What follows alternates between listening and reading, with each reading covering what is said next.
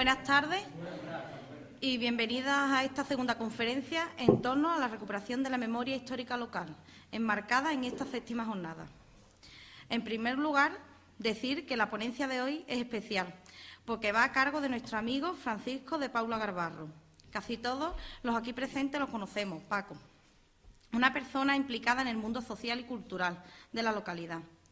Funcionario de profesión, licenciado en Psicología Educativa, diplomado en Magisterio y Logopedia. Es colaborador asiduo de diversas asociaciones y colectivos locales.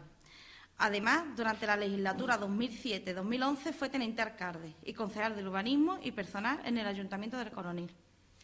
Sus inquietudes por la recuperación de la memoria histórica le vienen desde pequeño, pero en 2006 es cuando comienzan las investigaciones que finalmente le han llevado a la creación de su libro, que vio la luz en diciembre de 2013.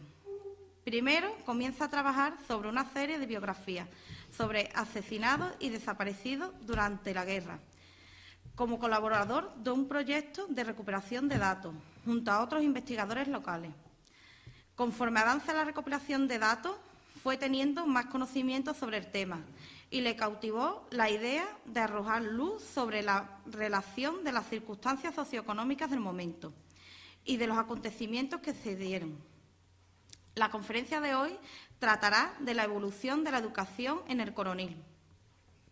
2 personas y un hito histórico para la educación del Coronil: Mariana de la Calle y Castilla, Diego Quebrado, Ponce de León y Carvajal, la primera escuela pública gratuita en el Coronil de 1771. La población del Coronil en los últimos siglos, necesidades educativas y colegios. La Segunda República Española en el Coronil, 1931 a 1936. La realidad social coronileña y la educación de los años 30, la población rural. Relaciones entre los maestros republicanos y los ayuntamientos coronileños antes y después de la Segunda República. Los proyectos municipales republicanos para la educación en el Coronil. Maestros nacionales y maestros de campo, los colegios rurales. Los maestros autodidactas en los cortijos, los colegios de Rubio, Cacerón y el Palancá, los colegios del Coronil públicos y privados, migas y talleres de costura. Breves reseñas sobre los colegios privados, como por ejemplo San Roque, Santa Teresita, La Milagrosa, Doña Amparo, Domingo Perdigón, colegios del convento y talleres de costura. Los colegios nacionales colonileños en la posguerra, Mariana de la Calle, Bella de la Feria, Ermita del Calvario y Campo del Tenis. Las escuelas nocturnas, las campañas contra el analfabetismo de los años 50-60, la alimentación de los escolares en los años 60, la leche en polvo de los norteamericanos. Breve historia de los centros educativos de los años 60 en la actualidad. Plantillas y alumnado. Enseguida tendremos la oportunidad de escucharles, pero antes recordar el acto del viernes mañana de 25 a las 6:30 en el cementerio municipal en la Fosa Común, donde haremos un reconocimiento a todas las víctimas del franquismo.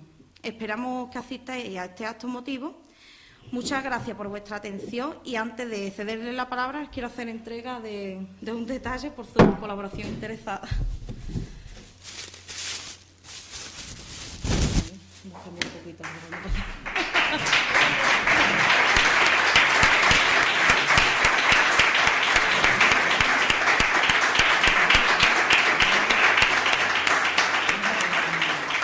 Y sin más, pues te cedo la palabra, Paco. ¿Vale? Muchas gracias, Irene. Y nada, ya sabes que siempre me tenéis a vuestra disposición, lo mismo que a disposición del aula abierta de mayores, que tanto me gusta venir por aquí a acompañarlos un ratito. Bueno, pues vamos a empezar un poco la exposición y lo primero de todo es daros la bienvenida, porque hayáis hecho el esfuerzo de venir.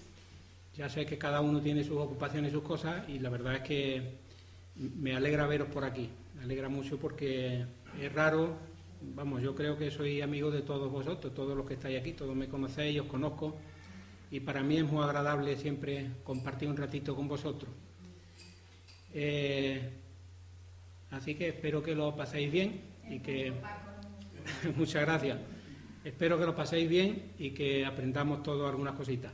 Yo en algunos temas me voy a atrever a hablar, pero aquí hay gente que está más capacitado que yo para hablar, sobre todo cuando hable ya de los colegios en los últimos años, porque algunos tienen muy buena memoria y si notan que meto la pata en algo, que me perdonen y que después me corrijan cuando puedan, para anotarlo yo, para tener esos datos más correctamente puestos. Cuando se habla de yo en la educación del Coroní, la idea mía era hacer una exposición desde los primeros tiempos hasta la actualidad, pero me di cuenta de que era prácticamente imposible para tratar con un mínimo de profundidad los asuntos. Entonces, lo que he hecho ha sido cortar la conferencia en dos partes. Una parte, que es la que vamos a ver ahora, y otra parte que la voy a dejar para cuando os entregue la pizarra digital al aula abierta de mayores.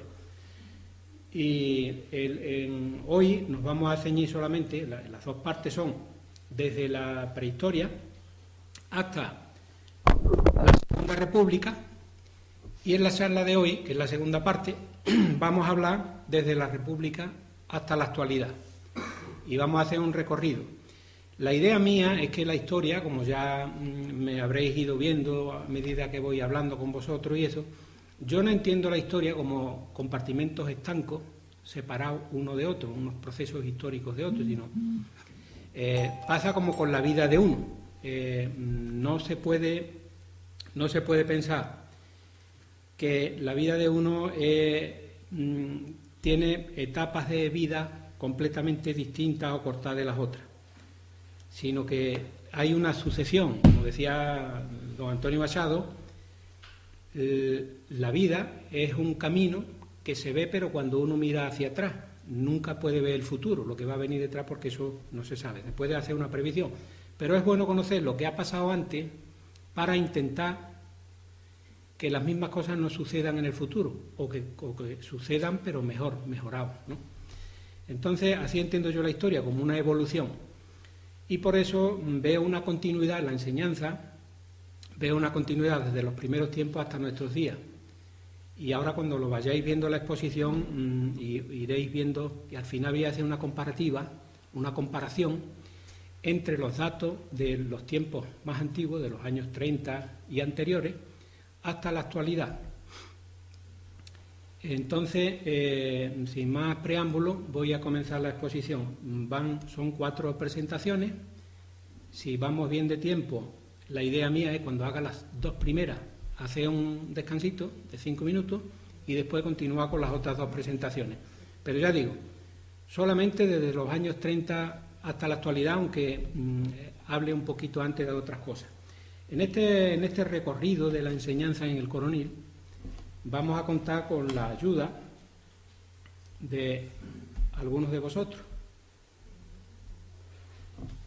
Ya sabéis que en la actualidad que tenemos ahora, el aula abierta de mayores, por ejemplo, que es una de las cosas más positivas que se ha hecho en los últimos tiempos, junto con todo lo que sea invertir en enseñanza y trabajar por la enseñanza de la gente de aquí del Coronil, pues ahora tenemos un aula abierta de mayores. Esta es la clausura del curso pasado, pero para entender cómo hemos llegado hasta aquí, nos van a guiar Antoñito Pérez y Pepe Gómez en este recorrido, y porque ellos me han dado muchas informaciones.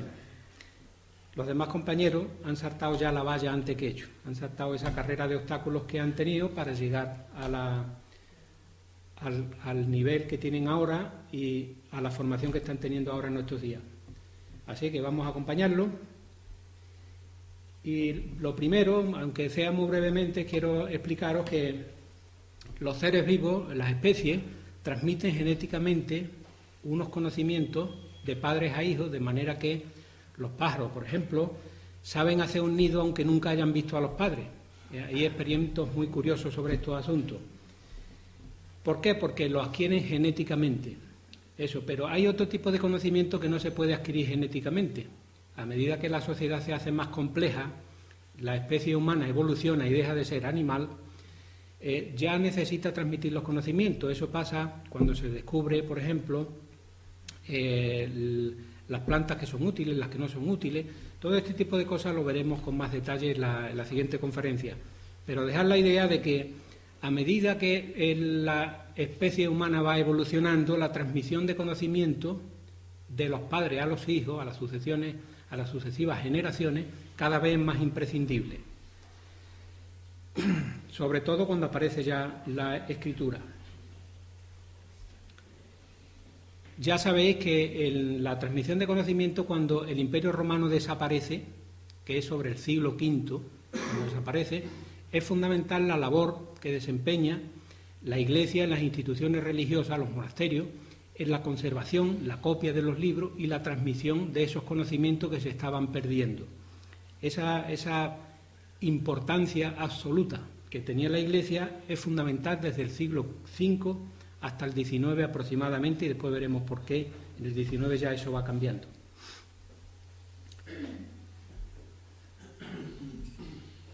Así que digo que el papel de la Iglesia es fundamental en la transmisión de conocimiento durante muchos siglos. Hay una época también de aquí del Coroní que hablaremos con mucho detalle en la próxima conferencia, que son Mariana de la Calle y Castilla, que era de aquí del Coronil, y Diego Quebrado Ponce de León y Carvajal, que era de Utrera. Ellos fueron los que fundaron la primera escuela pública y gratuita aquí en el Coronil en el año 1771, en enero. Hacen un testamento y abren esas escuelas con su dinero. Ya veremos con detalle en la próxima conferencia todos estos datos. En esa época el Coronil tenía 400 vecinos a una media de 3-4 habitantes por familia.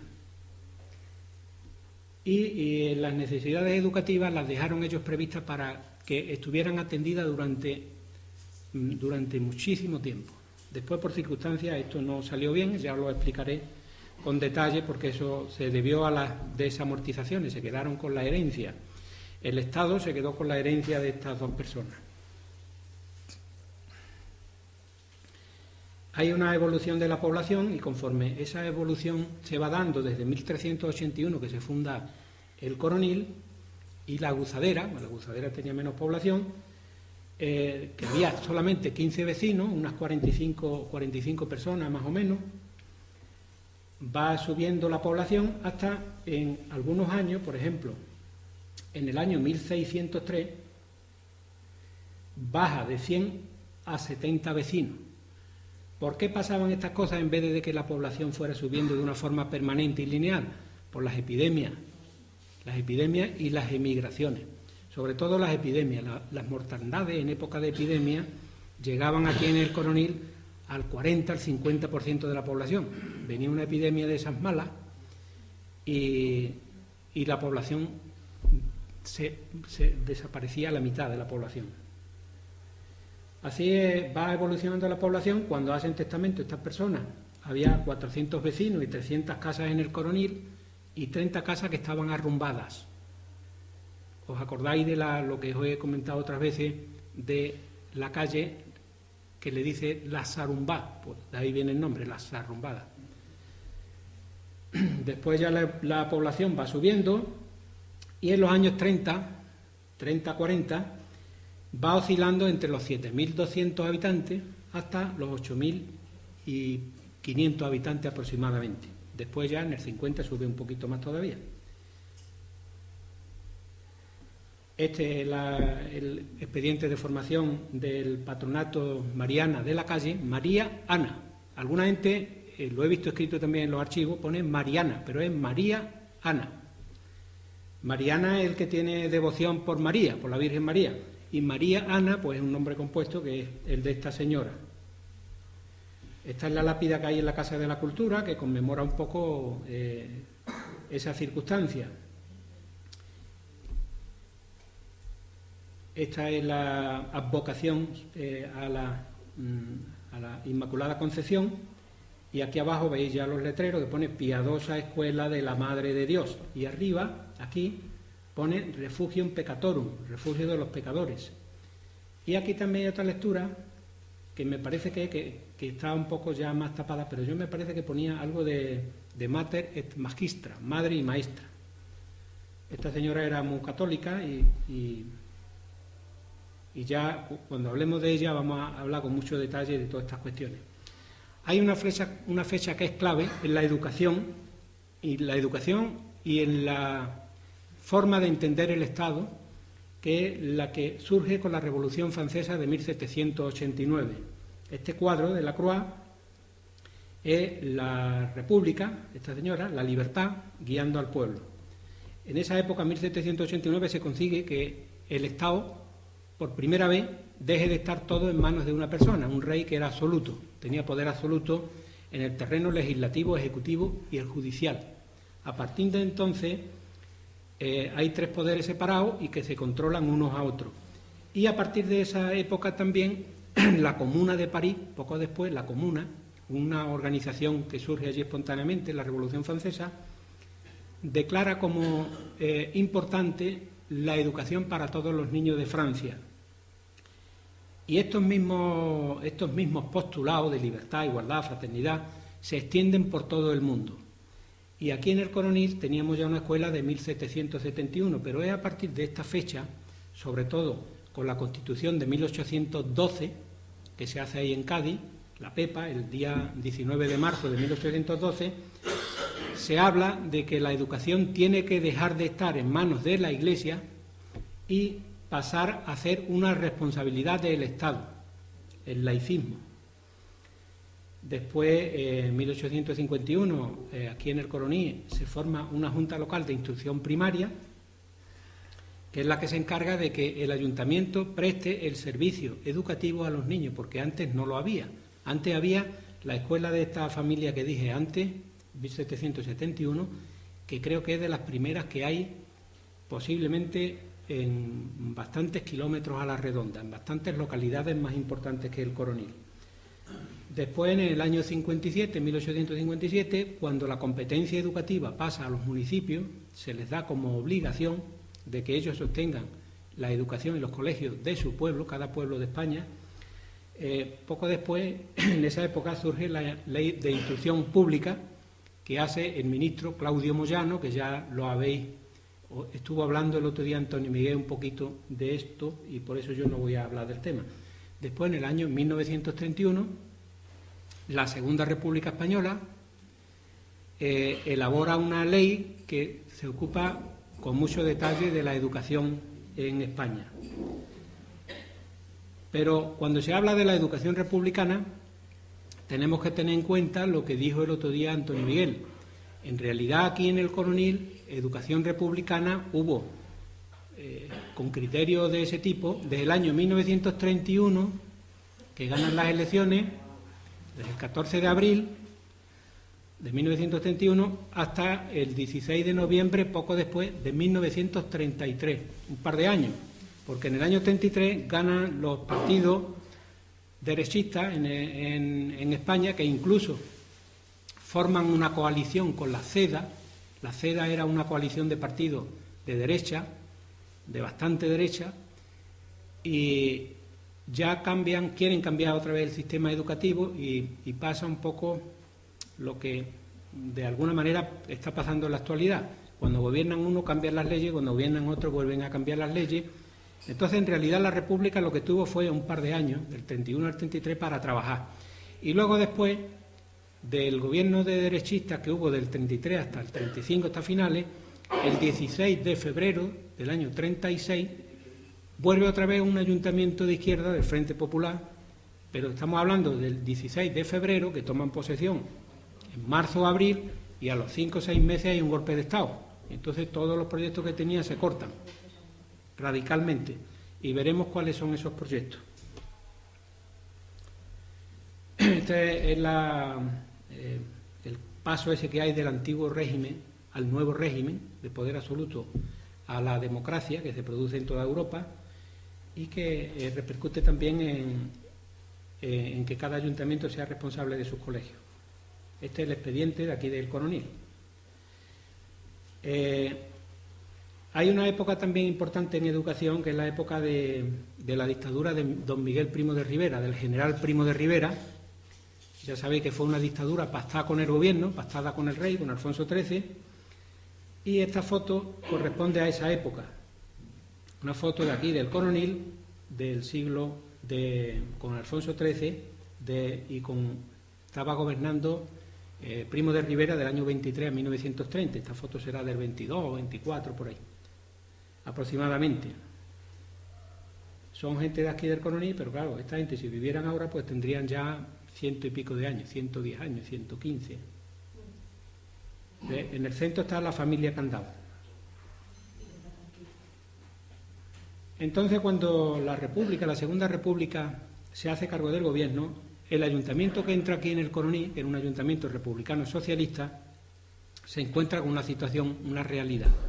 Esta es la realidad que se encuentra, la que os voy a poner. Un analfabetismo enorme. Ya daba cifras el otro día Juan Miguel de que el analfabetismo podía estar entre el 40%, yo creo que más, en las zonas rurales creo que más, que había más del 40% de la población era analfabeta, y además con un inconveniente, que los pocos que sabían leer y escribir algo, casi lo habían aprendido por su cuenta, y tenían el problema también que muchos de ellos no sabían interpretar lo que leían. Leían algo, pero después tú le decías, bueno, ¿qué has leído? Y no podían explicárselo a otros porque no dominaban bien lo que es la lectura y la escritura. Entonces, los colegios, los niños apenas iban a los colegios, estaban trabajando en el campo desde que eran pequeñitos, y los que vivían en las zonas rurales, pues eso venían al pueblo cuando venían a comprar algo, y luego después en la feria, y en fin, que tampoco podían acudir a la escuela porque les cogían lejísimo y no había escuela. Pero de todas maneras, el tema de la educación en el campo la vamos a ver después en una presentación que vamos a ver un poco más tarde. Lo que sí es muy importante es que en esa situación las organizaciones obreras, los sindicatos y los partidos políticos le daban una importancia tremenda a la educación. Una de las primeras normas que tenían los sindicatos, de la CNT, de los sindicatos de la UGT, los partidos políticos, era que los trabajadores aprendieran, porque sabían que la base del progreso de las sociedades está en la educación, en la preparación, que las personas, mientras más saben, más capaces son de defender sus derechos y de hacer un mundo mejor. Entonces eso le daban a ellos mucha importancia. Y elaboraban mucha prensa. En cualquier pueblo de estos se sacaban varios periódicos o muchas hojillas, muchos panfletos. Y los trabajadores lo que hacían es que en los casinos que tenían los leían. Y así aprendieron a leer mucha gente. Y en las cárceles también. En las cárceles aprendieron a leer mucha gente. También había una costumbre que era reunirse en las casas y leer las novelas por fascículos que había. Porque como antes no había, en esta época no había radio, no había televisión. Se reunían los vecinos y uno que supiera leer les leía a los demás, sobre todo en el invierno, esas noches de invierno que no había ni luz eléctrica siquiera en las casas, en muchas casas, pues se entretenían hablando, contándose cosas o leyendo las novelas estas por fascículo que vendían toda la semana. Ahí aprendieron a leer mucha gente. Lo que comentábamos antes del trabajo, veis que aunque el trabajo infantil ha estado prohibido casi siempre, pero se ha estado viendo el trabajo infantil aquí en España hasta hace muy poco tiempo. Aquí están cogiendo algodón, niños pequeños de 8 años, 10 años, 14. Esto es de los años 60, cuando se iban las familias enteras, dejaban los colegios y los niños trabajaban con los padres las campañas del algodón o de la aceituna. Esta es la familia de los Cazuá. La aceituna pasaba lo mismo. ¿Veis aquí los niños aquí detrás? Pues estos son durante días que deberían estar en la escuela. Era una sociedad eminentemente rural y mucha gente no le daba mucha importancia a que los niños estuvieran en el colegio, sino que el que iban casi de voluntad, el que quería ir iba y el que no, pues los padres tampoco tenían preparación para darle importancia a esas cosas. Las condiciones de vida eran muy miserables y lo que se pensaba primero era en comer y luego después ya se pensaba en otras cuestiones como era la lectura, la escritura y ese tipo de cosas. En la época de la Segunda República, a partir del año 31, como se le daba tanta importancia a la educación, se hizo un esfuerzo enorme en esos 2 o 3 años que estuvieron gobiernos intentando mejorar la educación que había en España. por ejemplo, el número de colegios se multiplicó por 2. Aquí en el Coronil se intentó pasar de los 2 colegios que había, se intentaron hacer 11 colegios nuevos, 11 grupos escolares que después los veremos. La enseñanza pasó aquí en el Coronil de tener 6 maestros a 11. Y con la medicina querían que en vez de 3 médicos, que es lo que había, que atendían la beneficencia, porque casi todo el mundo, casi nadie tenía cartilla, la seguridad social es un invento bastante reciente, entonces quisieron aumentar el número de médicos a 4. Y el de maestro, lo ponían como ejemplo, decía, porque el de maestro ha subido ya de 6 a 11, y los médicos tienen que subir la misma proporción. Pero en fin, había, ya digo que pasa de 6 a 11 maestros, por cierto, 7 eran maestras, de los 11, y junto con la enseñanza de los colegios nacionales, de los 2 colegios nacionales que había también muchos colegios privados que veremos ahora. Los 2 colegios nacionales, ya sabéis que eran el colegio de María Ana de la Calle, donde está ahora la Casa de la Cultura, y el colegio nacional que estaba enfrente en la actual OFE, la Oficina de Fomento Económico. Y luego después había también colegios privados, como por ejemplo el que había en el convento de la Veracruz. Había un colegio que era privado, subvencionado por el ayuntamiento porque le cedía el local. Esto era el Coroní en esa época.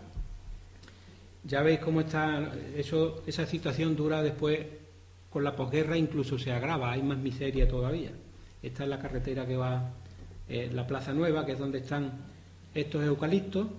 Y esta es la carretera de Montellano, que ya veis que ahí no hay asfalto, ahí lo único que hay es piedra y tierra prensada, y no hay acera, no hay nada, porque esa es la realidad que había. Esta foto, con todo y con eso, es de después de la guerra, es del año 40. O sea que en la época republicana era igual, porque las cosas no cambiaron hasta los años 60. Este es el colegio María Ana de la Calle, que eran 2 casas que tenía esa familia, un palacio, y lo cedieron para que ahí se hiciera la primera escuela. Estamos hablando de 1771. Fíjense la capacidad mental que tenían estas personas en aquella época, de dejar toda su herencia para que se hiciera esto y otras obras de caridad que hicieron también, ¿no? Pero la importancia que le daban a esta familia a las escuelas, que no era para ellos, sino que era para los hijos de los trabajadores, para los hijos que no podían pagarse su enseñanza en Utrera o en Sevilla, sino los que estaban viviendo aquí en el Coroní. Ya hablaré con detalle, porque estas cosas merece que las sepamos todos los coronileños y que las agradezcamos y sepamos lo que hemos tenido aquí y lo que tenemos. Entonces, junto con los colegios oficiales estaban los colegios del convento, y después había varios maestros, Concha Fuente, maestro Domingo Perdigón, y maestros particulares como Luis Romero Candau, por cierto lo mataron los golpistas, los que dieron el golpe de Estado, y otros muchos que iremos viendo. Los colegios del convento estaban en el convento donde está la Hermandad de la Veracruz, de la verdadera cruz. Era antiguamente una ermita donde la hermandad se va constituyendo a partir de 1544, el siglo XVI, estamos hablando de hace 400 años. Esta hermandad será también casi de las más antiguas que haya en toda la provincia de Sevilla, incluida la capital, la hermandad ahí de la Veracruz. En el 1644, una comunidad de monjes, de carmelitas descalzos, estuvo habitando ese convento, y en aquella época se utilizaba como hospital en las épocas de epidemia. Allí apartaban a los enfermos para que no contagiaran al resto de la población, los llevaban allí al convento. Y los carmelitas descalzos eran los que atendían ese hospital.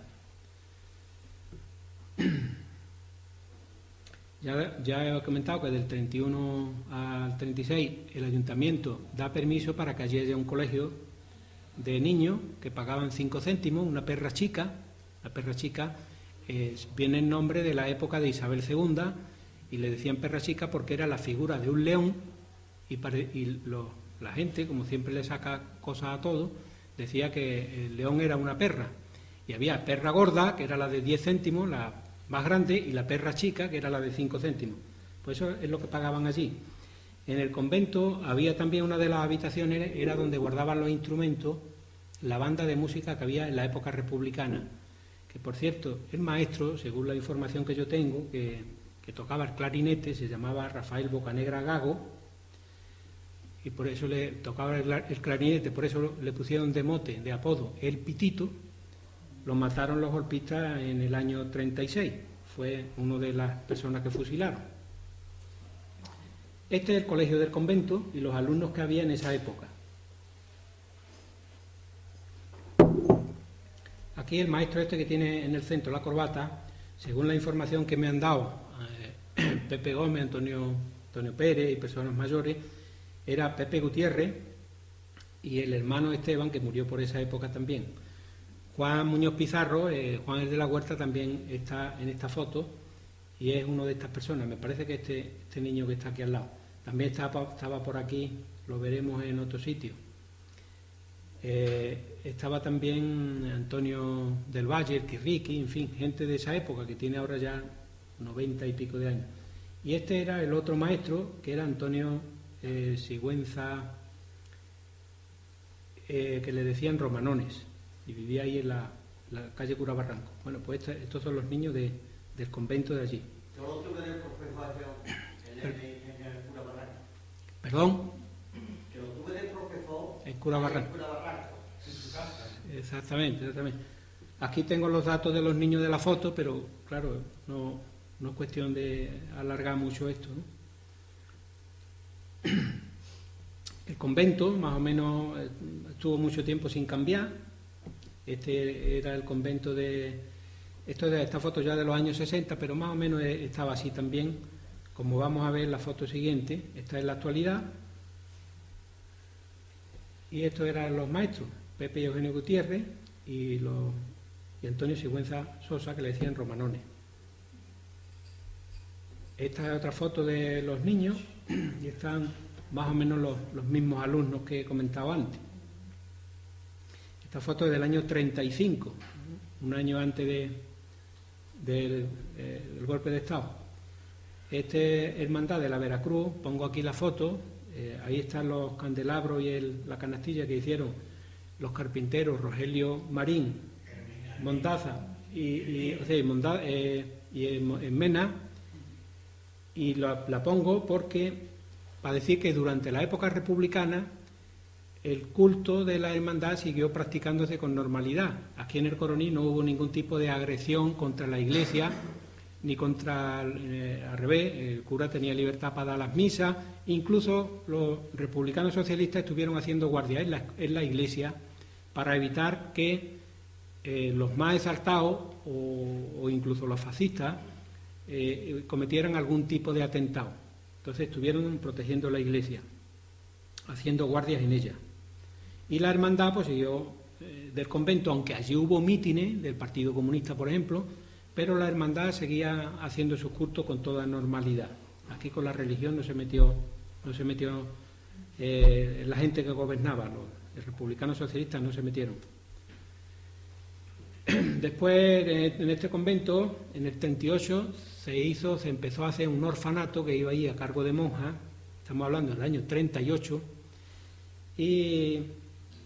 y ahí estuvieron haciendo unas obras, unas cosas, que al final no cuajó bien, la cosa no llegó a cuajar completamente, porque la Diputación hizo el hospital, el orfanato que hay en la calle San Luis, que tenía en la calle San Luis, que después ya se ha trasladado a otro sitio. Entonces, como se unificaron todos, había muchos huérfanos por tema de la guerra, y porque mucha gente moría joven y dejaba a los niños, a los hijos, los dejaban huérfanos, entonces se acogían allí. En vez de tener tantos orfanatos en todos los pueblos que les costaba más dinero, centralizaron todos los orfanatos de la provincia allí, que de aquí del Coroní también se llevaron 12 o 14 niños. En algunos de ellos habían fusilado a los padres. Esto es la foto del convento, cuando todavía veis aquí que hay muchos niños y eso, pues eso fue cuando empezó a funcionar aquello como orfanato y colegio. Estamos hablando de que esta foto es del año 1940, está la guerra acabando. Aquí la guerra en el Coroní realmente lo que duró nada más fue la guerra de que hubiera muerte, duró desde el 31 de julio de 1936 hasta febrero del 37. Fueron unos pocos meses. En otros sitios de España, donde no triunfó el golpe de Estado, la guerra sí se mantuvo desde el año 1936 hasta 1939, que salen las últimas tropas republicanas de España que se tienen que ir ya a Francia porque ya habían perdido la guerra.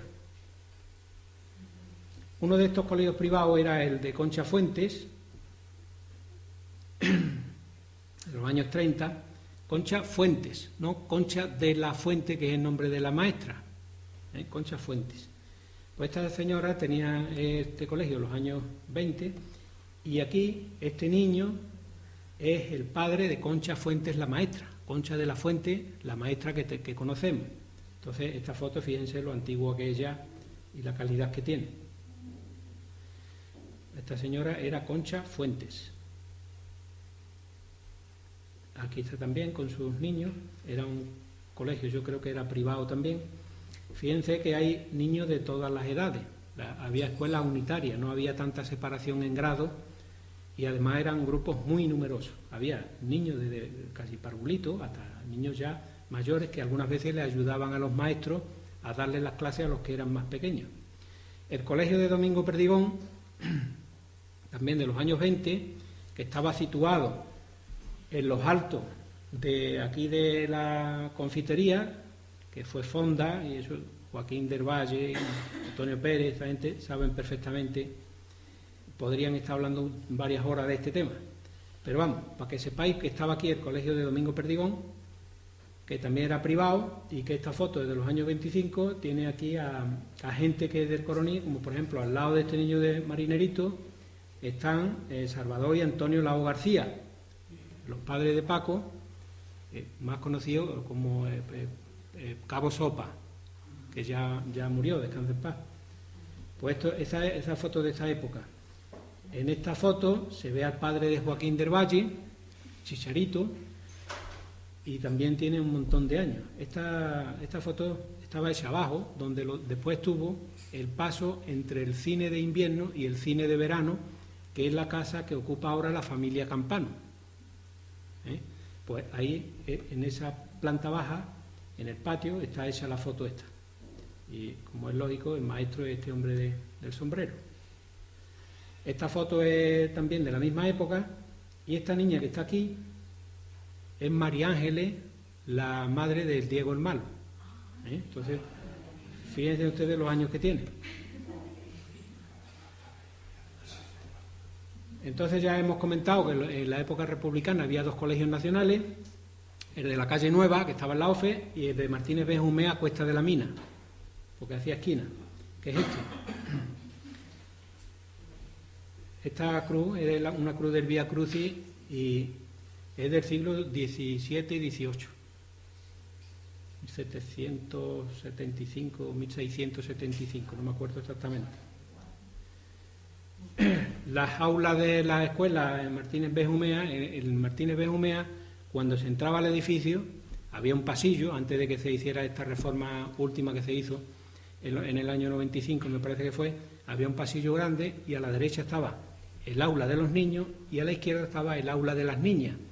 Y después había un portón interior, había un patio y en los patios había también otras aulas, como por ejemplo la de don Miguel Benítez de Castro, que sale en la foto con 43 alumnos. Al fondo estaban los aseos, etcétera, etcétera. Este plano del edificio en una de las veces que se intentó reformar. Este dibujo está hecho a plumilla,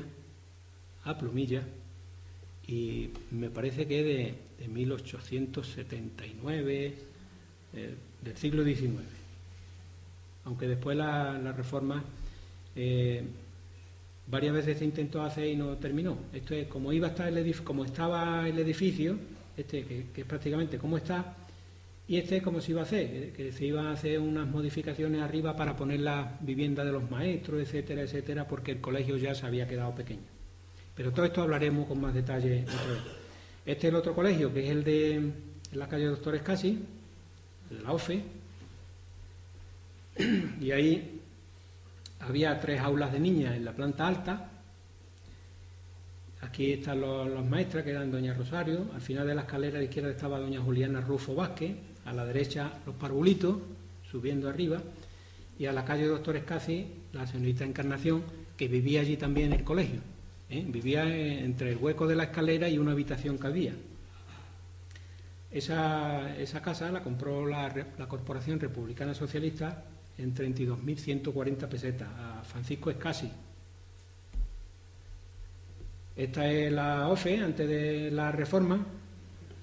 Ya veis que era mucho más bonita como estaba, que como la dejaron después de la reforma. Todos estos azulejos, todas estas cosas desaparecieron, desgraciadamente. A la izquierda de la planta baja daba clase don Manuel García Romero, que ya sabéis el apodo que le daban, y yo no voy a comentar. Y arriba, pues esta era como estaba el colegio en esa época, y como estuvo hasta que se le hizo la reforma.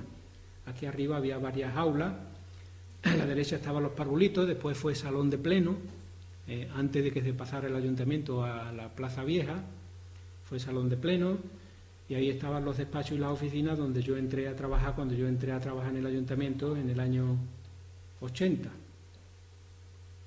Y también abajo estaba la prevención, el calabozo.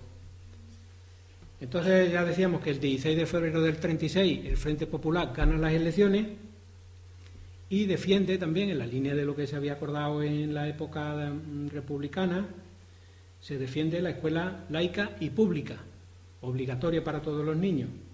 Y además también otra serie de cosas, como era, por ejemplo, de que el acceso al bachillerato y a las carreras universitarias fuera solo una cuestión de mérito y de capacidad, no de dinero. Entonces que el Estado tenía que poner los medios para que pudieran estudiar todos los niños que fueran capaces de estudiar. Esa fue una de las demandas que tenía el gobierno republicano.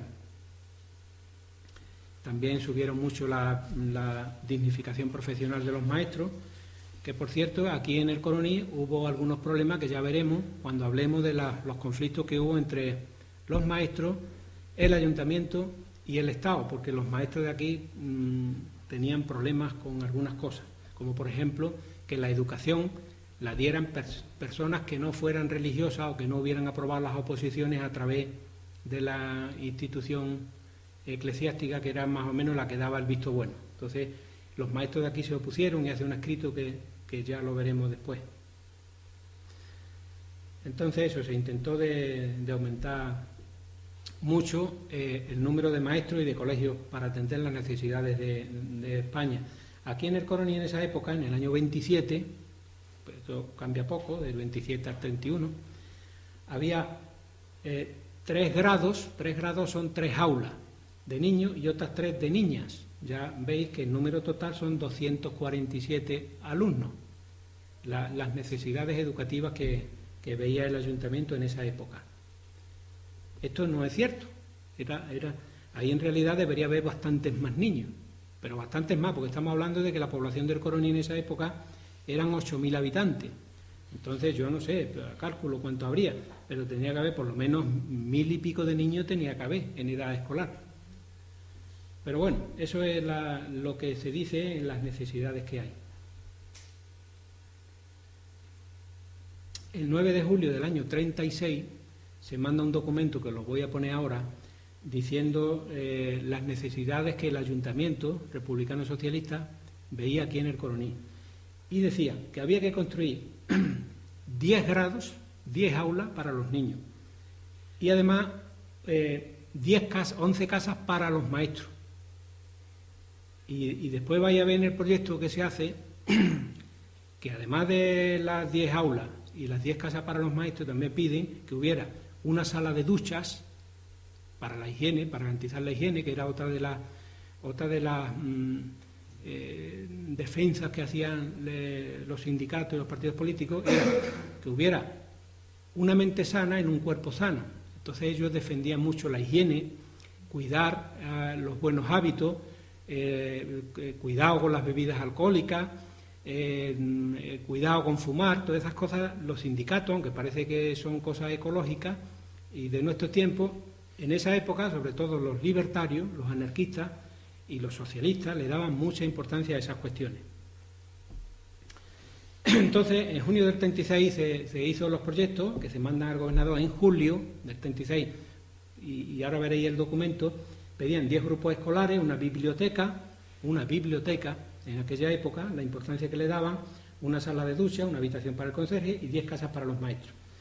Hacen el presupuesto, lo que tiene que aportar el ayuntamiento, todo, lo preparan todo. Le encargan eso a un arquitecto que era de Madrid, que era don Hilario Laredo.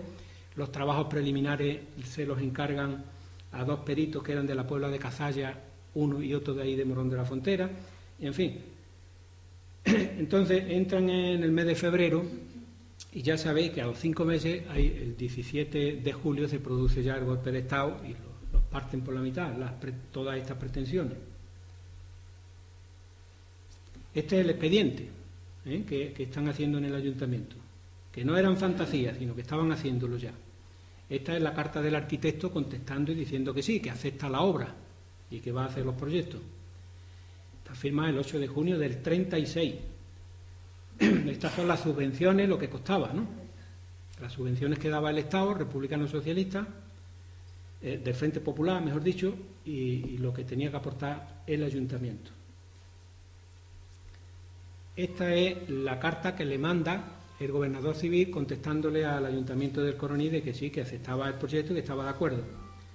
Y fijarse, el director general de primaria, de instrucción primaria, fijarse una cosa que es muy curiosa y que da mucha pena también, porque esto lo firma el día 13 de julio. Faltaban 4 días para que dieran el golpe de Estado. Fíjense la desgracia que pasa en España de que cuando se están haciendo estos proyectos tan ilusionantes, tan bonitos, que era hacer aquí en el Coroní 10 aulas nuevas, las salas de ducha, la biblioteca, a los 4 días esa gente estaban completamente ajenos de lo que venía. Y es que a los 4 días hubo un golpe de Estado, una guerra civil, y a casi todos los que habían votado estos proyectos los fusilaron o se tuvieron que huir dejando a la familia y todas las tragedias que ocurrieron en la guerra. Comentaba antes de que los maestros coronileños habían tenido algunos problemas con las autoridades, en fin, tenían sus cosas, ¿no? Entonces hay algunas curiosidades que quiero comentarlas. El 18 de marzo del 32, el ABC publica que los maestros y maestras del Coronil acuerdan oponerse al ingreso de los maestros laicos, los maestros que no eran de origen religioso, en el cuerpo de maestros nacionales. Se oponen, hacen un escrito y se oponen ellos. Y después, el 10 de enero del 34, hay quejas por parte de los ayuntamientos, hay quejas porque no los avisan a que acudan a las reuniones del Consejo Local de Primera Enseñanza, como el Consejo Escolar de ahora. Pues se quejan de que no los avisaban, que los maestros no los avisaban para que acudieran. Había mala relación entre el ayuntamiento y los concejales, entre el ayuntamiento y los maestros. Pero eso no era con los ayuntamientos porque fueran de izquierda. Ese mismo problema también, el 9 de marzo del 35, que había una corporación que era de derecha, ahí eleva también al ministro quejas sobre el absentismo. El absentismo es que los maestros faltaban a sus clases, no iban. Después de los días posteriores al carnaval, no van a clase porque no quieren ir a clase, porque no van. Entonces había muchas quejas. Hay otra queja también que es muy dura, que esta anterior que he dicho la hace un ayuntamiento de derecha, pero la siguiente la hace el 14 de marzo del 36 un ayuntamiento de izquierda, del Frente Popular, y dice, eleva una queja ante el ministro de Instrucción, y dice, contra los maestros nacionales de esta villa, y dice, piden el traslado de dichos maestros por no estar contento el vecindario, dado el número de analfabetos que existe en la localidad. No, se quejan de que había mucho analfabetismo y en parte responsabilizan a los maestros de eso y piden que los trasladen. Pero ya digo, esto no es solamente durante la época de ayuntamientos de izquierda, sino que también pasa con los ayuntamientos de derecha. Supongo que maestros habría de todo, habría algunos que serían cumplidores al máximo, pero había otros que había quejas de ellos. Esto, cuando se produce el golpe de Estado, se presentan tienen obligación de presentarse todos los funcionarios a las autoridades militares. Entonces, esos son los que se presentan aquí en el Coronil: Eulogia Alcarín Sigüenza, Jiménez Quintanilla, Manuel García Romero, Isabel Gómez González, Juliana Rufo, Amparo Fernández Martín, Encarnación del Valle Ocaña, Carlota Román Calvente, Sofía Delgado Vega, Doña Sofía, y Carmen Méndez Moreno. Y un maestro no se presenta, que era José Miranda García, del que se ignora su paradero, porque por lo visto no se fiaba mucho de la situación y no se quiso presentar, no se fiaba de que le pasara algo. Y se presentan dos que estaban aquí en el Coronil de vacaciones, que fueron don Miguel Benítez de Castro, que ya sabéis todos quién es, porque lo habéis conocido hasta los años 60, la calle esa del instituto tiene su nombre, que él en realidad pertenecía a Málaga, pero estaba aquí de permiso y se presentó a las autoridades, y Germán Iglesias, que también debería estar en Segura de la Sierra, pero le cogió aquí la guerra, entonces se presentó aquí a las autoridades. A todos estos maestros, a todos los que he nombrado, sean de derecha, sea de izquierda, a todos le hicieron un expediente y pidieron una investigación a ver la trascendencia que tenían sus actos, a ver lo que habían hecho, lo que no habían hecho. Y, por ejemplo, a José Miranda lo separaron del servicio, lo cesaron por no haberse presentado, porque no lo consideraron como del régimen. Esta carta es muy importante también porque nos puede explicar un poco algunas de las cosas que he dicho. En febrero del 37 piden los maestros que le paguen un complemento que había para tener derecho a alquilar una casa, porque los maestros, por ser maestros, el ayuntamiento tenía que ofrecerle una vivienda, y como aquí en el Coronil no había vivienda, en teoría la ley decía que tenía que pagarle 60 pesetas al mes para que alquilaran una, ya que el ayuntamiento no se la daba, ¿no? Entonces esta petición la repiten muchas veces, pero lo curioso no es que pidan ese complemento, sino en el punto cuarto dice, este que está aquí señalado con la flecha, esta carta la firman todos los maestros y dicen, como alegación, a que este proceder, porque le habían quitado el complemento, ¿no? El complemento de las 60 pesetas al mes, dice, a que este proceder, que más bien parece un castigo contra unos maestros que en todo momento, aun en aquellos de mayor persecución, mostraron públicamente sus ideas católicas y derechistas, y en la actualidad su cariño y admiración hacia el glorioso movimiento salvador de España. Entonces, eso identifica qué mentalidad tenían los maestros. Evidentemente están diciendo que están simpatizando con el glorioso movimiento salvador de España, que era el levantamiento, el golpe de Estado de Franco y de los militares rebeldes. Entonces, después ya, a partir de la guerra, ya que aquí en el Coronil ya sabéis que es a partir de julio del 36, ya los colegios nacionales representan de alguna manera un retroceso en muchas cuestiones que se habían conseguido ya antes, como la democratización de las escuelas laicas, donde la enseñanza no estuviera a cargo de los religiosos, una serie de cosas. Se vuelve de alguna manera a la ley Moyano de 1857. No quiere decir que todo lo que se hace en la posguerra, como veremos, estaba mal hecho. Ya veréis que hay disposiciones que dicta la Comisión Gestora de aquí del Coronil, como una que hace en julio del año 36, en octubre del 36, que es, por ejemplo, prohibir que los niños menores de 15 años trabajen, porque dicen que eso le quita puestos de trabajo a los mayores y además que pierden la oportunidad de estudiar. Eso lo acuerda el ayuntamiento de aquí de la Comisión Gestora, que habían nombrado los militares aquí en el Coronil, en octubre del 38. Como curiosidad, comentar que un maestro interino de aquella época ganaba al año 3.000 pesetas, más los complementos esos de casa de habitación.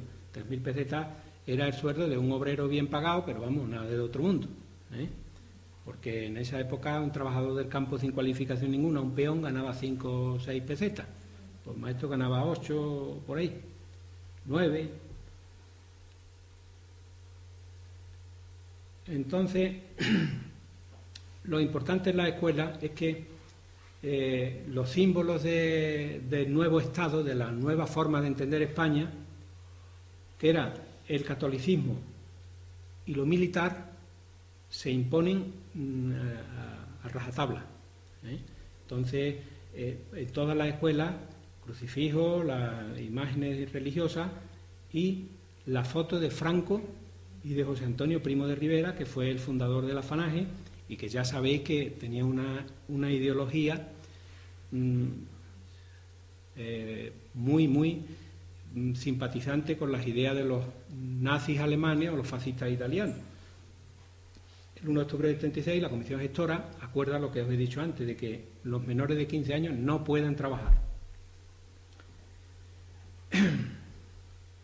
Las escuelas de esa época, que ya la veremos en la próxima charla, hablaremos con más detalle de los materiales que se utilizaban y cómo funcionaban las escuelas en esa época.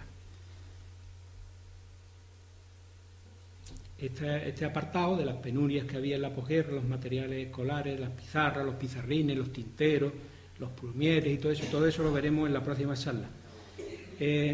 Estas fotos son 3 maestros de la posguerra, que son don Eulogio Argarín, don Diego López Moreno, el poeta, y este hombre me parece que estaba también, daba clases allí don Leonardo, se llamaba, estaba ahí en la Casa de la Cultura. En los colegios siguen estando en los mismos sitios, durante la posguerra, siguen estando tanto en la Casa de la Cultura, que tenía ya puerta abierta allí, que aquello fue ambulatorio mientras que se hacían las obras. Este es el maestro don Miguel Benítez de Castro, en el año 35, con sus alumnos. Hay 43 niños por clase. Este hombre daba las clases allí, tenía el colegio en la planta baja, donde después tuvo la Peña Flamenca, en la Casa de la Cultura. Y esta es su jubilación, por eso la he puesto aquí ahora en vez de ponerla en su época, porque esta es la cena homenaje que se le hizo cuando se jubiló, en el año 62. Hay aquí varias personas, pero sobre todo quiero que veáis esta persona de aquí, que es don Antonio Laragüeso, que es el administrador de correo, que tanto benefició el Coroní, guardando todas las cosas de arqueología que se encontraba, que tenía un auténtico museo en su casa. Pues ese hombre es este. Todos estos datos los da José Manuel Pérez García, que dice quién son los que aparecen en la foto y todo eso, y que yo no voy a decirlo aquí porque si no vamos a tardar mucho tiempo y quiero hablar de muchas cosas, ¿no? Esta foto es de don Eulogio, un día de don Eulogio, precisamente, una excursión que hace al campo con sus niños en el año 58. Estos niños tienen ahora 60 años. Bueno, 60 años, perdón, han pasado 60 años más la edad que tuvieran cuando salieron en la foto. Pueden tener, no sé, 75, qué sé yo, los años que tendrán ya, por ahí. Aquí me parece que es Pepe Gómez.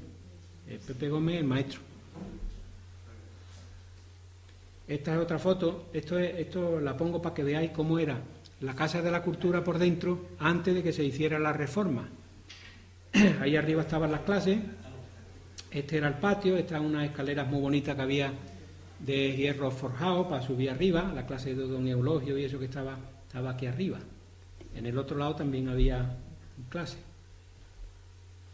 Había también, aparte de este colegio que hemos comentado antes, estaba la posguerra, estaba el colegio Bella de la Feria y el del Campo del Tenis. Bella de la Feria estaba en la Plaza Vieja, que es donde está ahora el ayuntamiento, que estaba allí de directora doña Sofía. Bella de la Feria, yo no me he podido todavía enterar bien, pero me parece que era la mujer me parece que pudo ser la mujer del gobernador civil de la época. Posiblemente era del gobernador civil de la época. Y le pusieron el nombre al colegio. La Plaza Vieja en esa época, en los años 20, pero vamos, más o menos como estaba en la época que estaba el colegio ahí. y los niños que estaban en la OFE, el colegio de la OFE, se cambia con el ayuntamiento republicano, donde estaba el ayuntamiento republicano, y el ayuntamiento de la Plaza Vieja se traslada a la OFE, que es donde ha estado hasta que se hizo la reforma, que volvió otra vez a su sitio, y mientras los niños pues estuvieron allí, que era un colegio de niñas, en la Plaza Vieja. Ya sabéis que hasta el año 70, con la Ley General de Educación de Villar Palasí, los niños y las niñas estudiaban separados, no había educación mixta. Había el colegio de las niñas, que estaba en la Plaza Vieja, donde está ahora el ayuntamiento, y estaba el colegio de los varones, que estaba en la Casa de la Cultura.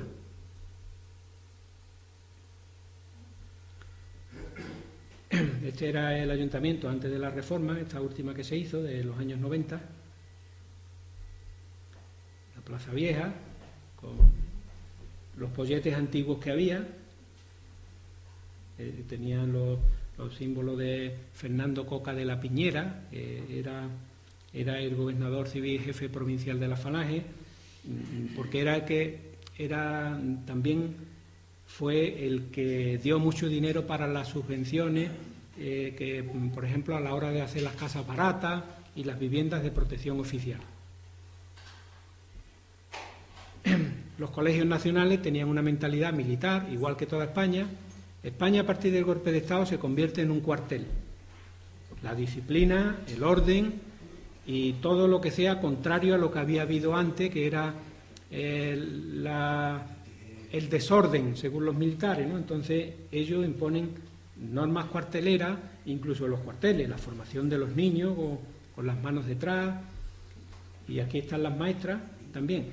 En esas formaciones que se hacían, ya sabéis, lo habéis vivido, igual que yo, se cantaba el Cara al Sol, que era el himno de la Falange, y otros himnos de la Falange, de los Requetés, y otros himnos patrióticos, y se sacaban las banderas de Falange.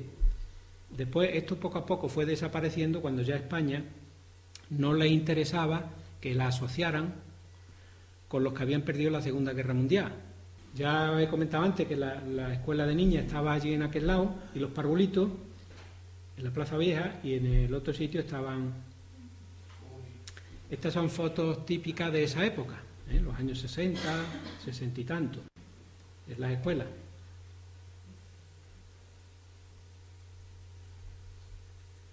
Esto es ya en la época del Club Vinitaca, en el año 79-80, pero así estaba distribuido el colegio en aquella época. El colegio hacía poco tiempo que se había trasladado aquí, en el año 73-74, se trasladó aquí a donde está ahora, y las aulas todavía son estas que se ven aquí, las aulas que había allí, un patio con tierra, en fin, unas condiciones malísimas, hasta que se hizo el colegio nuevo de ahí del Parpagón. Decía antes que no todo lo que hizo la dictadura era malo, ni mucho menos. En la historia hay una continuidad, y muchas cosas que en un momento histórico no tienen fuerza suficiente para que se implante, se van implantando poco a poco. Y después de la penuria de la guerra, a partir de los años 50-60, el Estado franquista hace campaña en contra del analfabetismo, creando escuelas nocturnas para que puedan ir los niños, las personas que no habían podido ir o que no podían ir, incluso los niños más mayorcillos, que trabajaban en el campo y no podían ir a clases por la mañana. En marzo del 53 se manda una carta al ayuntamiento para las escuelas nocturnas. Y en el año 59 había en el Coroní 381 varones y 672 hembras, que es la terminología oficial de la época. Total, 1053 analfabetos de los censos que hacen. Y en el año 60, entre 10 y 12 años, niños chiquititos que tenían que estar en el colegio, había analfabetos sin escolarizar, 63 varones y 71 hembras.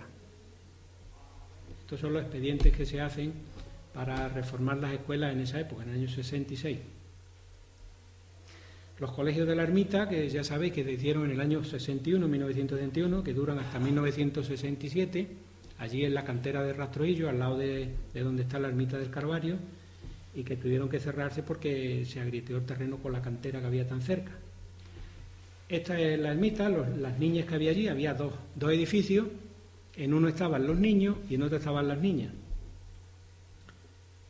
Y hay una cosa aquí curiosa, que quería que vierais la foto. Estas son las maestras en el Cerro Palo. ¿Veis que están ahí trabajando los niños y una maestra? Están preparando la leche en polvo.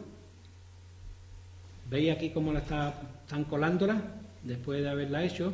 Pues la leche en polvo era un complemento, un suplemento de alimento que se daba en los años, a partir de que se hace la base aérea de Morón. Estados Unidos tenía todavía mucho excedente, mucha producción de alimentos de cuando la Segunda Guerra Mundial, la Guerra de Corea y todo eso. Entonces ayudó mucho el convenio de colaboración con España, le daba leche en polvo, que era la que ponían los maestros. Se hacía una olla, se calentaba y se repartían a los niños. Y ahora, pero daban la leche en polvo. El azúcar te lo tenías que llevar tú de tu casa, si querías. Si no, te la tenías que beber como salía. Y otros se llevaban un poquito de colacao, el que podía, pero esto, aunque parezca que es una tontería, pues, en esa edad de crecimiento, pues la leche en polvo era un alimento que venía muy bien con la pésima alimentación que teníamos aquí. Este es maestro, el poeta, don Diego López Moreno, con sus niños, la forma de la época, que era leer en voz alta, y así se aprendían las cosas, con las enciclopedias, primer grado, segundo grado, que eran los libros de la época. Esto seguramente sería cuando se jubiló.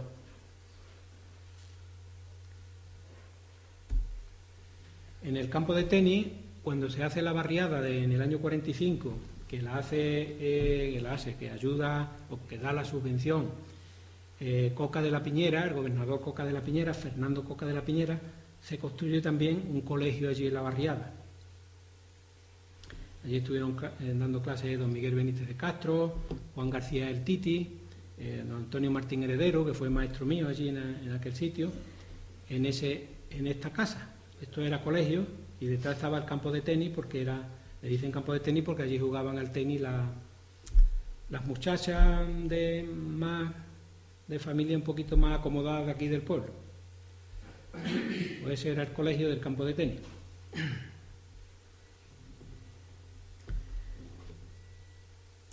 ¿Qué hora tenéis? ¿Cómo vamos de tiempo? Bueno, pues como estábamos comentando, es una parte importante de la educación aquí en el Coroní, porque había bastante población rural, bastante población que vivía en el campo. Vivían 1000 y pico de personas en los años 30 y 40, eran los colegios del campo. En realidad, en aquella época, en el campo no había colegio. La enseñanza la daban maestros ambulantes que tienen un gran mérito, porque se dedicaban a ir por los cortijos, por los ranchos, agrupaban en un sitio a los niños de esa zona y le daban clases cuando podían ir, 2 veces a la semana, 3 veces, dependiendo también de que hubiera cosecha o no, que los niños pudieran acudir a las clases o no. Entonces había mucha población en el campo. Por ejemplo, el cortijo del Lío. Este hombre se crió por ahí en los campos, eso es Francisco Toledo García. Francisco Toledo. Ya habéis visto antes, lo dejé puesto antes, la gente que vivía en cada cortijo. Por ejemplo, en el Palancar había 31 familias, en la Venta del Salado había 20 personas, la Folonguilla, la Fresnadilla, la Guzadera había 55 personas, en ranchos menores de 500 fanegas había 114 familias, en total cerca de 938 habitantes en el campo. Aquí no están puestas, porque no son del término municipal nuestro, la gente que vivía en las Girondas, que también había un montón. Solamente en el cortijo de Herrera había 44 familias, en los años 50, 60.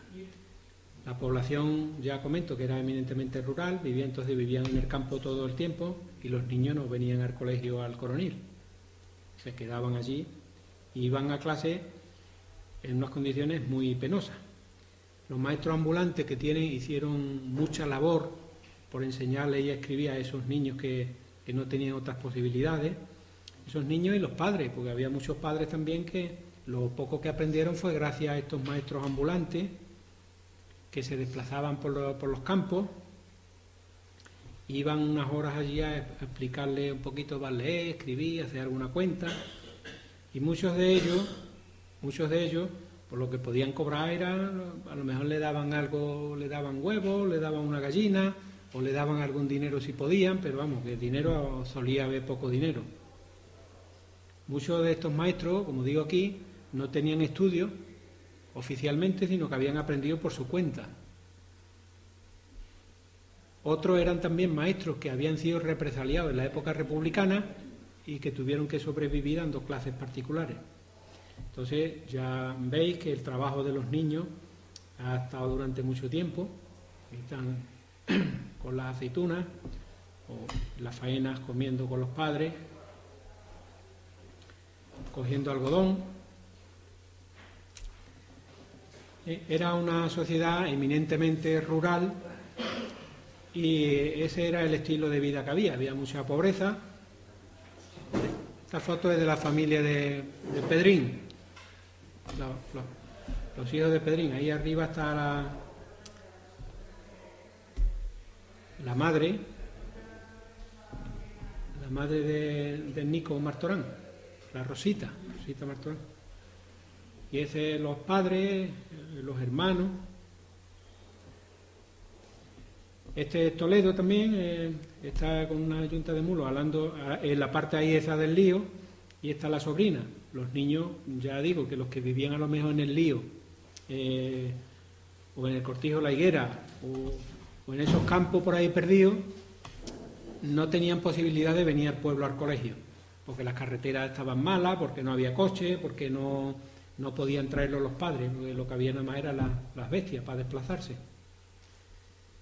Y esto es trabajando en la escarda de la remolacha y eso. Hay una foto ahora que os voy a poner, que está hecho el 16 de agosto del año 35 en el Cortijo de la Gironda. Y allí estaba dando clase don Diego López Moreno, y iba, él me contaba el hijo, mi amigo Diego, me contaba que los niños iban a un sitio, se concentraban en un sitio determinado día de la semana y otras veces era en otro sitio, ¿no? Porque venían desde el Llano del Caballo, que está aquí en Pilares, por el lado del puente que hay del kilómetro 3, se tenían que desplazar los niños andando, que a lo mejor había llovido, imaginarse cómo estaba la carretera, la vereda real aquella. Se tenían que desplazar para ir a clase a la Gironda, o al contrario, los de la Gironda se tenían que desplazar al rancho de Ana López, al de José Recuerda, o una higuera, debajo de una higuera. También daba clase don Diego López Moreno, daba clase debajo de una higuera que estaba en la era de los Moyas. Otras veces daban las clases en el Cortijo de la Gironda. Entonces, ahí en esos colegios se reunían hasta 38 niños que vivían entre el Llano del Caballo y el chalet de Inacito, la Gironda. Las niñas normalmente era más excepcional que acudieran a estas clases. Y también las mujeres siempre han estado un poco más relegadas en el tema educativo. Los padres le daban más importancia que estudiara el hijo a que estudiara la hija, porque la hija lo que le interesaba, otra cosa que veremos después, eran los talleres de costura. Entonces los padres de esa época hacían un gran sacrificio para mandar al niño al colegio por todo lo que explicaba antes. Esta es la foto que está hecha en el año 35, una fiesta de San Roque, con los alumnos que tenía don Diego López Moreno, que es este hombre de aquí del centro. Entonces estos niños son de todos los ranchos esos que nombraba antes, entre la Gironda y el chalet de ahí el Llano del Caballo, de ahí de Pilares. Aquí, esta niña que aparece aquí en la foto es su hija, Ana Mari. Ahí ve que hay de todas las edades. Esta otra foto, pues también que tenía más dinero, pues iba allí a su rancho a darle clases, o un maestro itinerante o un maestro nacional, como era don Diego, Estos son los hijos de Bienvenida en la finca de ahí de la Gloria de Pilares. Y esta foto, pues aquí está Pepe Gómez y su hermano, y don Diego López Moreno, en fin, en el campo, eso es. Había también escuelas, ya sobre todo en los años 60, el Estado ve que es una necesidad de darle educación a los niños y se construyen escuelas en el Palancá, en el Rubio, en el Caserón. Y ahora vais a ver, por ejemplo, que la escuela mixta que se hace en el Palancá en el año 67, 1967,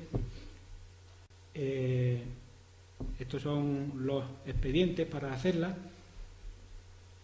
y el arquitecto escolar de la provincia era Aníbal González, pero este era Aníbal González Gómez, no es Aníbal González Osorio, Álvarez Osorio, que fue el que hizo la Plaza de España. Este yo no sé si sería su abuelo o alguien de la familia, porque tienen los mismos apellidos de mucha casualidad. Entonces, este es el arquitecto que hizo la escuela del Palancar. Este es el proyecto de la fachada posterior, el plano del edificio, los aseos de los niños y las niñas, y la fachada principal. Ya era una escuela unitaria de niños y niñas, mixta. Esta es la fachada principal. Esta zona es de la Venta de Diego, la carretera de las Cabezas, y ahí se recogían muchos niños de esa zona, ahí había mucha población en esa época. ¿Sabéis dónde está, no? En la carretera de las Cabezas, entre Montellano y las Cabezas de San Juan, la Venta de Diego. Está el Rubio, está Caserón, está unos pocos de poblados que tenían muchos rancheros viviendo. Esta escuela, el Caserón El Rubio, ya no funciona, ya lleva ya muchos años que no funciona, que está al lado del pantano, veis el agua aquí detrás, ¿no? Pues esta es otra de las escuelas que se hicieron en esos años, los años 50 y tantos, 60, y que se cerraron ya, cuando ya las carreteras están más buenas y la gente tiene coche, pues ya el Estado, en vez de tener un maestro en cada uno de estos colegios, le interesaba más poner autobuses escolares o dar otras ayudas, o los padres llevaban a los niños a un sitio donde pudieran recibir una enseñanza mejor. Este es otro colegio de allí de la zona del Caserón, cerca de Pantano, que ya es una nave agrícola porque ya no se usa.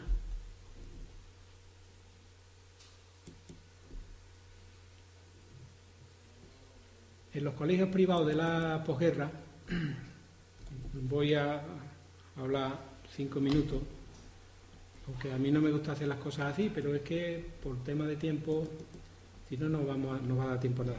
Había muchos colegios privados, como por ejemplo colegio de Doña Amparo Callejón, que estaba en el Callejón del Santo, Amparo Rico Moreno se llamaba, y el marido que era practicante, Francisco Vergara Márquez, que tenía un colegio privado allí en el Callejón del Santo. Esta familia que vemos aquí, con una hermana de ella, eso está en el Cerro Palo, esta foto, y está hecha en el año 1953. Pues esta señora tenía estos alumnos, una vez con el marido, otra vez con ella. Estos niños pues tienen ahora 60 años.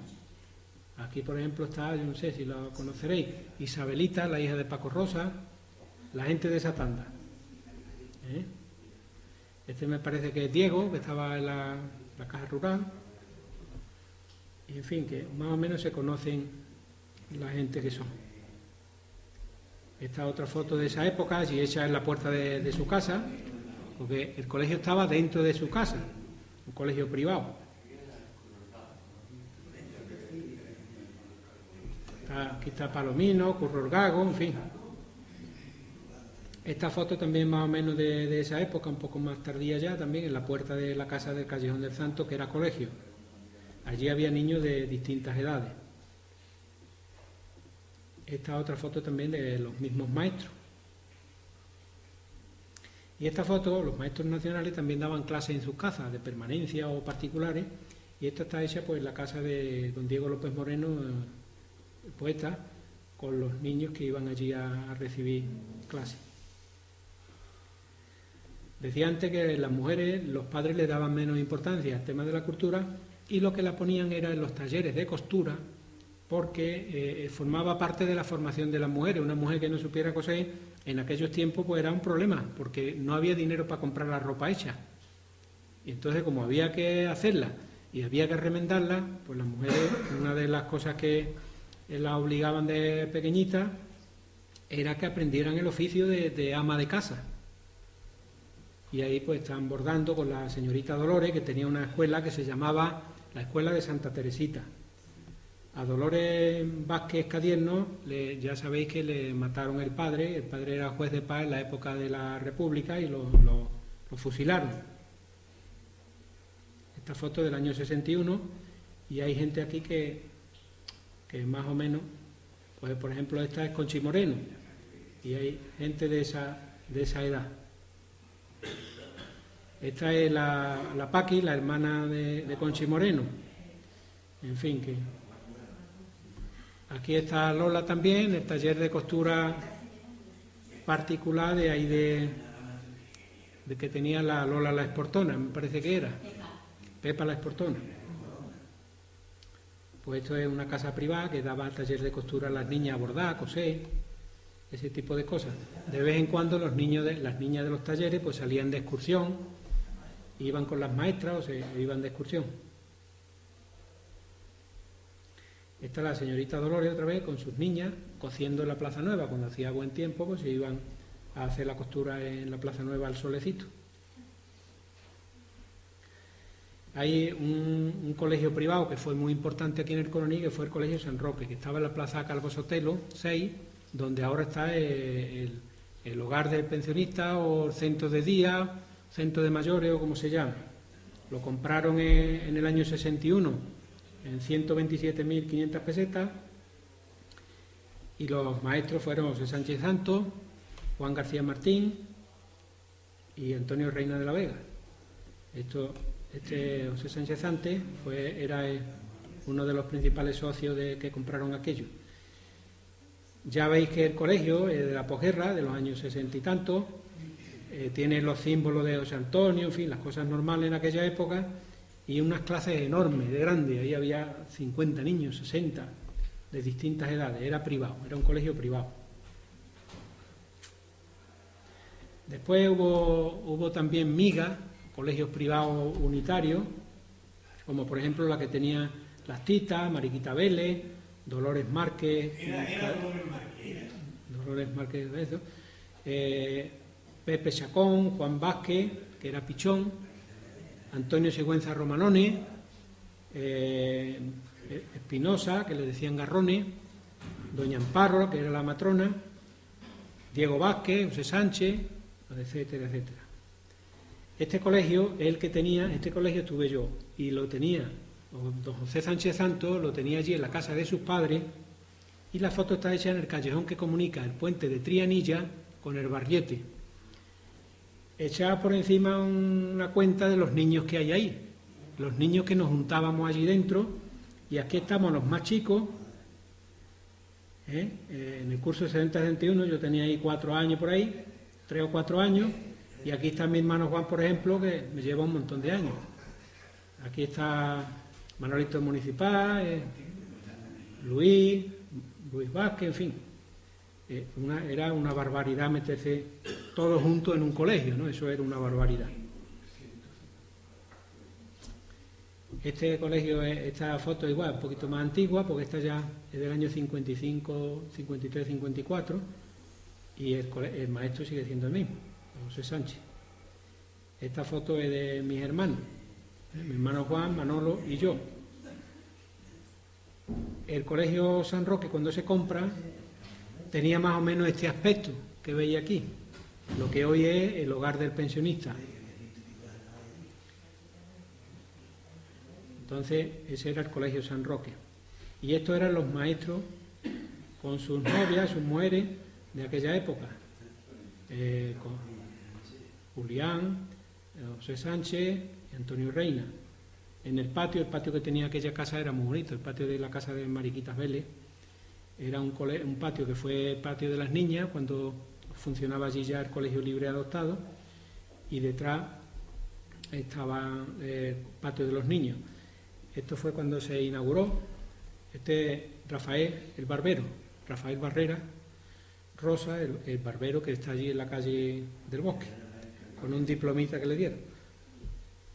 Este es el maestro José Sánchez, con los niños de allí del Colegio San Roque. Esta es la fachada en el año 63, más o menos, de la Plaza Vieja con el colegio. Y esta es el aula de arriba, como ya os comenté antes, los símbolos de la época, ¿no? Crucifijo, la Inmaculada, José Antonio Primo de Rivera, y arriba una clase gigantesca donde dábamos clases decenas de niños, ahí había 60 niños por ahí. Estos eran los patios, unas condiciones bastante malas. Estas mismas condiciones fue las que tuvo el instituto, que fue precedente al instituto que tenemos ahora, cuando era Colegio Libre Adoptado. Esto era el día de la inauguración del centro. Como es lógico, para ejercer de maestro y todo eso, en esa época había que tener acreditación del Frente de Juventudes, que era la rama juvenil de la Falange. Este es don Julián con sus niños, también en esos años 60.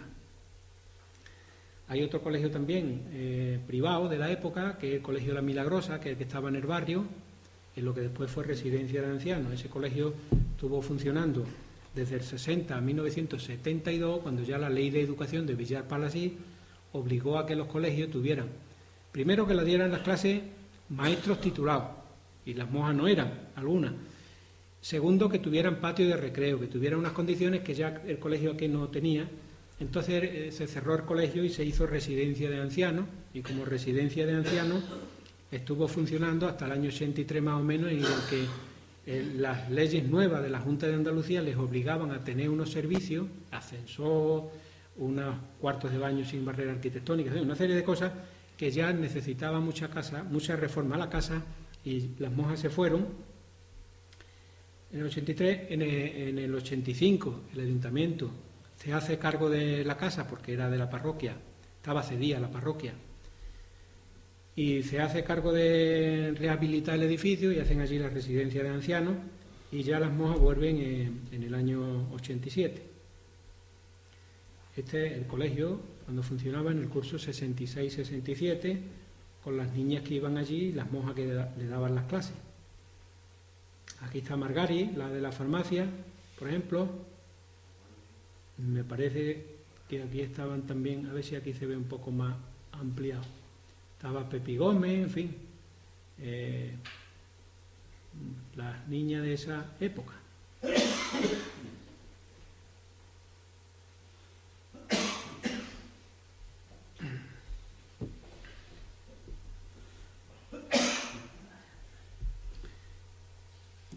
Después hay otra parte que es ya más cortita, como veis estoy abreviando mucho, estoy comentando poco. Después, cuando ya en España y en el Coronil se da la transición democrática, los centros educativos siguen su trayectoria hasta la actualidad.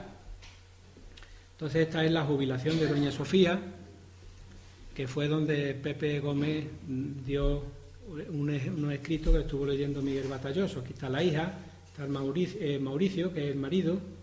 Mauricio. Esta señora es mi tía, Rosita. Le está entregando aquí unos obsequios de aquel día. En esa época también el Colegio Nacional seguía funcionando, y estaba la sección femenina de la Falange, estaba por la puerta que da a la cuesta de la mina. En esa época, hasta el año 72-73,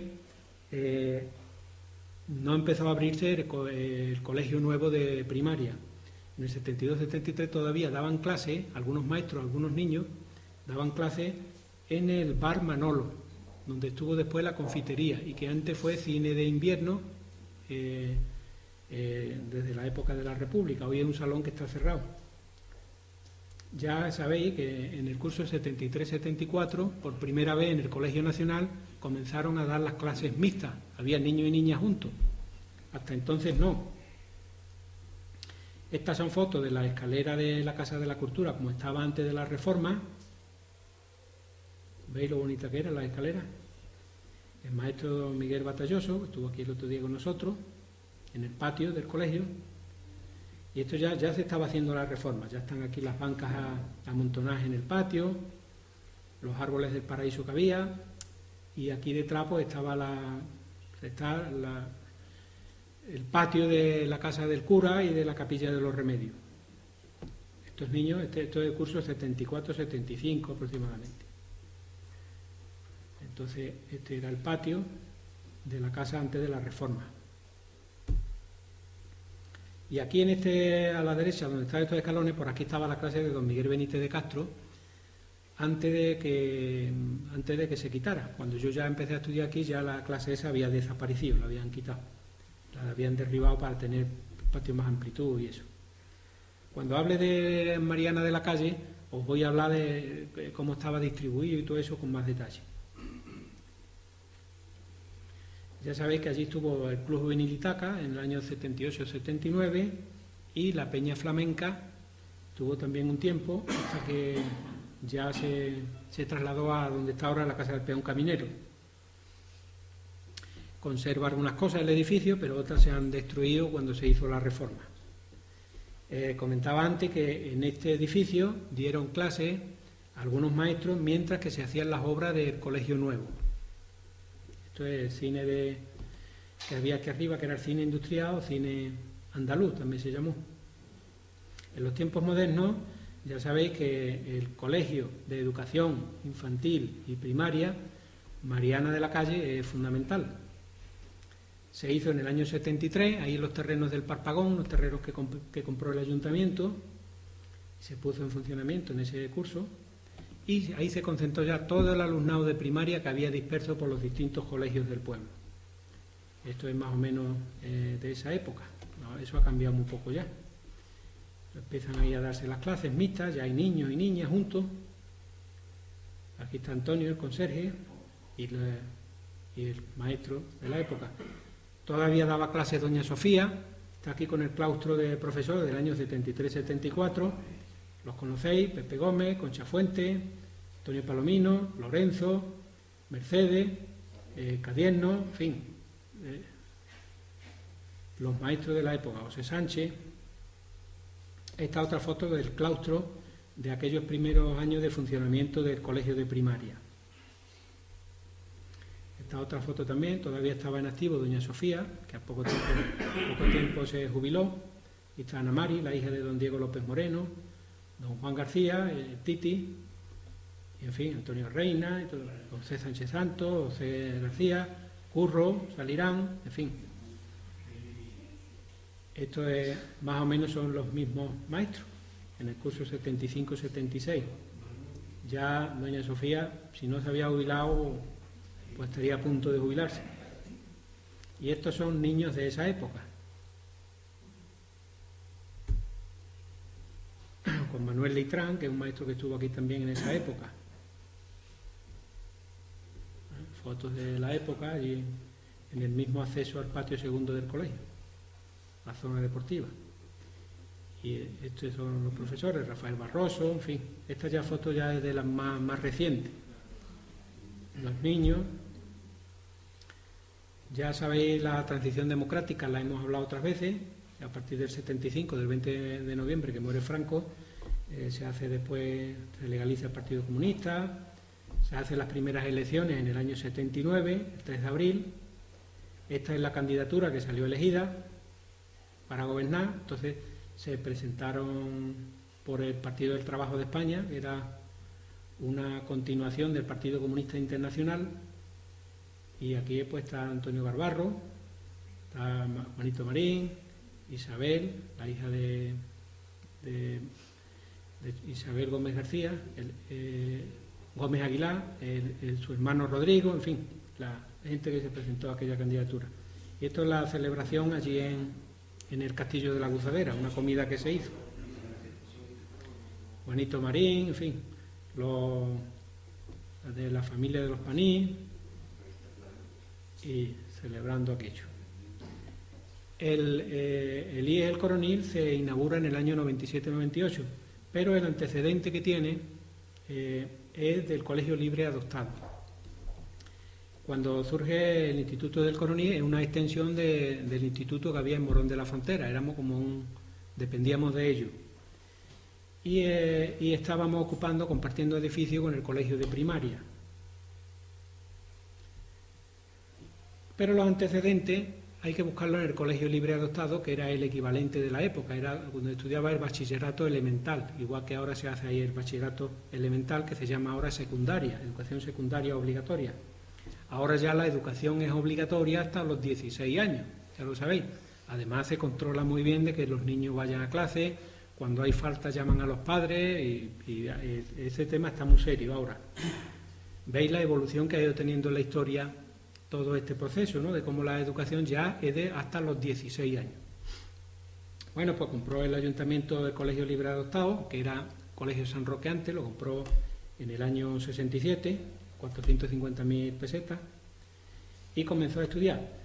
Cuando el Colegio Libre Adoptado se inaugura, desde el año 1808 no había estudios medios aquí en el Coronil, desde la época de Mariana de la Calle, porque como se habían incautado de la herencia el Estado, por la guerra de Cuba y todo eso, que ya explicaré el próximo día, no había estudios de bachillerato en el Coronil de 1808 hasta 1967.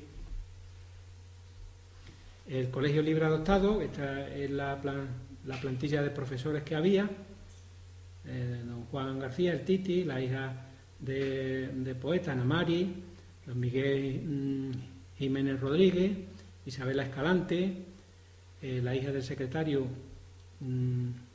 que era Consuelo Arcos, y aquí estamos porque por aquí estoy yo, en esto, y alguno de gente que conocéis también estará. Los niños de aquí abajo, Paco Márquez, en fin, todos los de la época. El edificio, cuando se compra, necesita que se le haga alguna reforma, se hacen unos planos, se hacen algunas reformas para adaptarlo a colegio en condiciones, porque en la época del Colegio San Roque todavía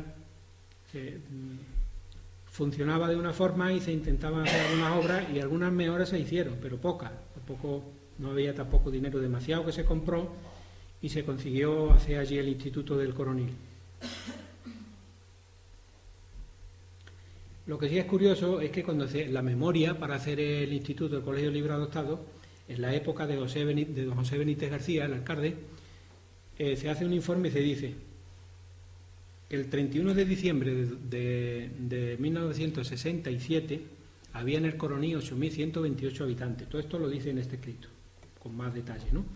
Y que entre los 10 y los 15 años se estimaba que había una población de 580 posibles alumnos, pero que solamente estaban yendo a estudiar bachillerato 160 y deberían de estar estudiando 348.